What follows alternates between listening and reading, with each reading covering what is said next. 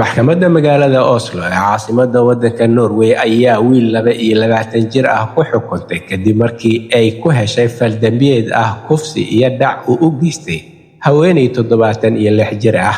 maxkamadda ayaa wiilkan 22 jirka ah ee kufsaday haweeneyda 76 jirka ah waxa ay ku xukuntay 4 sano iyo 2 bilood oo xabsi ah iyo in uu bixiyo adduun lacageed oo gaarayo 300,000 oo koronka Norwejiga ah.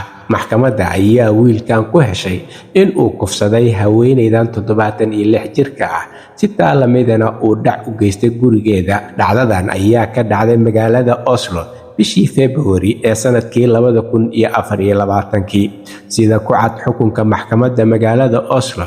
wiilkan ayaa subaxnimo hore galay guriga haweeneydan waxa uuna ceejiyay haweeneyda markii uu kufsanayay isaga oo afka ka qabtay.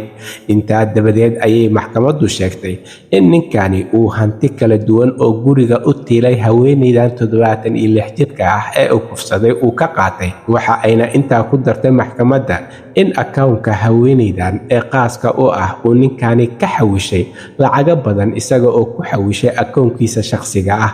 wiilkan dhalinyarada ah ee 22 jirka ah ayaa dambigan lagu soo oogay qirtay kaa oo ah in uu kufsi kula kacay haweeney 76 jir ah oo ayeeyadii ka weyn iyo sidoo kale in uu ka dhacay hanti.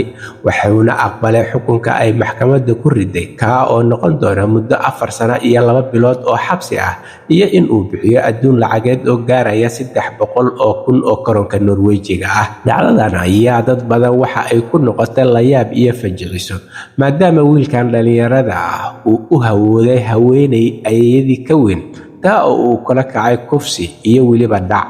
halka warka kiisa ugu door karoon uu idinkaga imaanayo waa Somali Voice in Norway ama codka Soomaaliyeed ee Norway waxaana idinla socodsiinayay aniga oo ah Cabdullaahi Shiine.